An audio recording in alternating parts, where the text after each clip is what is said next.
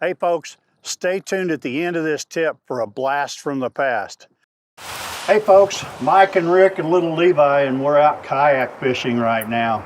And Rick, this sport has become so popular. It really has. I coach a college bass fishing team, but there's actually college kayak tournaments now, and they've become real popular. And Levi, he fishes them. Yeah, you do too. Yeah, so we're out today with this Ascend 133X with yak power. Is that right? Yep. Did I say it right? You did it right. All right. These things, you can add so much to them. You've got your cool little rod holders here, and the yak power, that's basically just controls the whole boat from right there, right? Yeah, today I was fishing out of this 133X. It's 13 feet long, 36.5 inches wide, 125 pounds from the factory. And yep, you can add as many lights, fish finders, anything that's a 12-volt accessory. You can power it through that yak power system. So this even has a trolling motor that has spot lock on it? Yep, That is something else. We've got that on our big bass boats, but that's a pretty cool feature to have on a kayak. That is cool. But you don't have to have all that stuff. You can just take a fishing pole and get on the water, right? Yep, that's the beauty of it. You can make it as complicated or as simple as you want to, whether you're going to go fish a big lake, big ocean, or go find some sneaky backwater, creek or river. That's the beauty of it. Yeah, it is. And it's just, and you can be stealthy about it too. When you sneak into the back of a cove, you don't have that big motor and stuff. And you don't need a loading ramp. Nope, not at all. You can just drag it off the truck or car or whatever you haul it down there and just put it in the water. Yeah, there's been many a time I find a random dirt road on Google Earth and I'll just slide it right down in there. There you go. What a great idea. So when you tournament fish, you can actually put in anywhere, right? Yep, any public water access. That's the beauty of our plastic boats. Yeah. When you tournament fish, how do you rig yours out? I mean, how many rods do you take? All that. I usually take about 8 rods with me, about 3,700 boxes, and I'm definitely on the extreme side of it, but that's the beauty of it. You can just take one box with you, one rod, maybe 2, and just go paddle out there and still catch them just as good as I do. Right. Now, do you fish local tournaments or do you fish all over? I fish a lot of local tournaments around here in the Arkansas, Missouri area, and there's a lot of regional and national tournaments too that I try to hit whenever they come to there. Yeah, there are even some big money tournaments going on, I see. Yeah. Yep. So.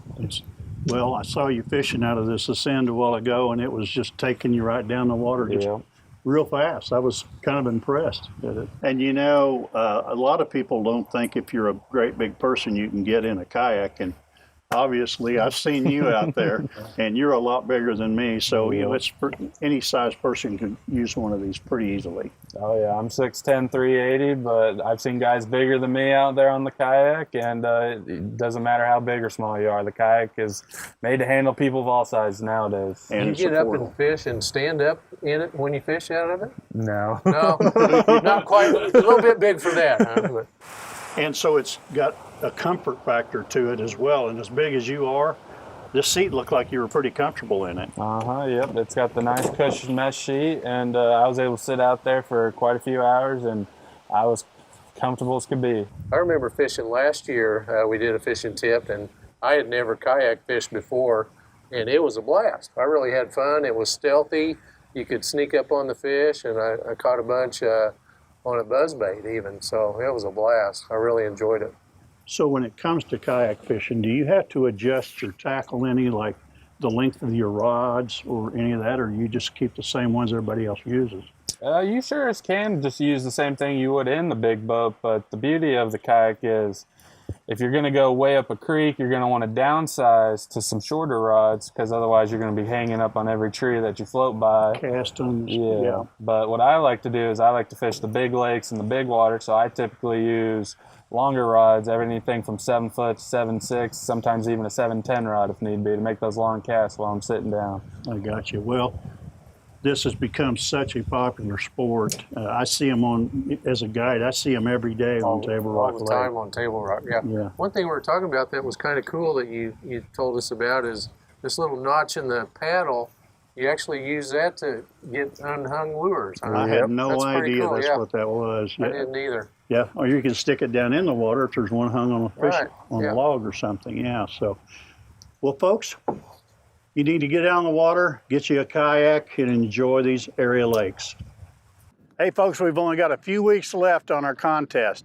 So go to KY3/contest for your chance to win $1,000 worth of fishing tackle and rods and reels. And Rick, what else? You also get a chance to fish with us, filming our last fishing tip of the season. We always have fun. Yeah, we sure do. You can also find our extended tip on your KY3 app, also on Roku, Amazon, Fire Stick, and Apple TV.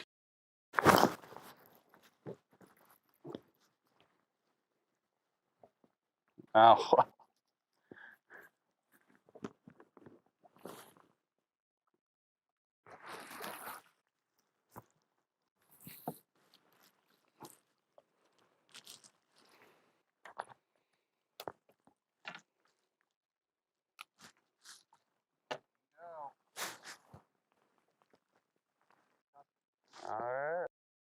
And now, a blast from the past. Boy, Jack, it's a beautiful day today, isn't it? Boy, it sure is. And you know, this year, all the streams are up, lots of water in them, and boy, this fishing should really be good. And you know, this weekend starts the float season. Right. And you know, we're kind of getting practiced up right now, trying to catch some goggle eye and look and see where these bass are. But one thing that we want to show people is, with the water that we've got in our creeks and rivers today, it can be very dangerous. So we want to kind of show you some rules up the river. You know, Jack, the way these creeks and rivers are up this year, this water can really be dangerous. So we've got some tips, you know, for people to do. We got everything tied down in the boat here, so if we happen to turn over. And then the other thing is, when you come up against brush or trees as you're going down the river, you don't grab a hold of them. Use your paddle to push off. Push off. And then too, if you start to fall out of the boat, jump out of it. Just jump out rather than grabbing hold and turning the whole boat over. And another thing, before you go floating, always talk to somebody that really is an experienced floater to tell you exactly what to do. Well, folks, this is our last tip of the year, and Charlie's taking me floating. That's one of my favorite ways to fish. You can catch practically any type fish, smallmouth, goggle eye, perch, you name it. And you can fish with a fly rod. Charlie's even used a fly rod today. You can use spinning rod, casting rod, and you can catch just about any kind of fish on this river. Sure can. And the thing about it is about the river, you get out of here, it's quiet and nice, and all you hear is the birds and them big old bullfrogs are croaking, and it is really nice. But Jack, there's several things folks should remember when they go floating is, you want to try to keep everything dry, and the best way to do that is I've got a 5-gallon container here. Put everything like your billfolds and purses and so forth in here. Put the lids on and make sure it's down tight. And then also we want to make sure you tie everything down. I've got everything tied to the boat here, even the ice box. Then keep your tackle box closed with all your lures up in it. And that way, if we set the hook on a fish, we're not turning over and losing everything. So I'm ready to go fishing.